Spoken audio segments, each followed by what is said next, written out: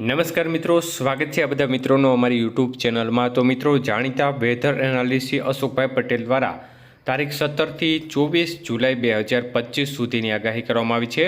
તો આ તારીખો દરમિયાન કેવા વરસાદની સંભાવનાઓ રહેલી છે તે વિશેની સંપૂર્ણ માહિતી વિડીયોમાં જોશું। તો જે પણ મિત્રો નવા હોય તે ચેનલને સબસ્ક્રાઈબ કરી લેજો। તો મિત્રો, આગાહીમાં અશોકભાઈ પટેલ જણાવે છે કે ચોમાસું ટ્રફ સક્રિય છે અને સમુદ્ર સપાટી નજીક તેની સામાન્ય સ્થાનથી આસપાસ જોવા મળી રહ્યો છે। ગઈકાલે ઉત્તર પશ્ચિમ રાજસ્થાન ઉપર જે સારી રીતે નિર્ધારિત લો પ્રેશર સેન્ટર છે તે ધીમે ધીમે ઉત્તર પશ્ચિમ દિશામાં ખસકી અને 17:30 કલાકે તે પાકિસ્તાનના મધ્ય ભાગ અને તેને લાગુ જે ઉત્તર પશ્ચિમ રાજસ્થાનના ભાગો પર સ્થળાંતરિત થયું હતું। તો 17મી જુલાઈ સુધીમાં આ સિસ્ટમ છે તે નબળી પડી હતી અને વેલમાર્ક લો પ્રેશરમાંથી લો પ્રેશર બની હતી।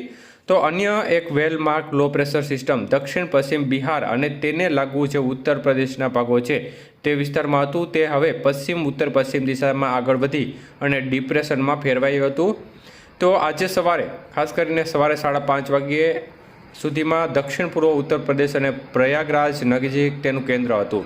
તે હવે છેલ્લા 3 કલાક દરમિયાન લગભગ 3 કિલોમીટર પ્રતિ કલાકની ઝડપે આ સિસ્ટમ છે તે આગળ વધી રહી છે અને ખાસ કરીને પ્રયાગરાજથી 40 કિલોમીટર દક્ષિણ પશ્ચિમમાં, સતનાથી 100 કિલોમીટર ઉત્તર પૂર્વ, બાંડાથી 120 કિલોમીટર પૂર્વ દક્ષિણ બાજુ ખાસ કરીને 2 દિવસ દરમિયાન તે દક્ષિણ ઉત્તર પ્રદેશ અને સંલગ્ન ઉત્તર મધ્યપ્રદેશના પશ્ચિમ ઉત્તર પશ્ચિમ દિશા તરફ આગળ વધે તે પ્રકારની શક્યતાઓ છે।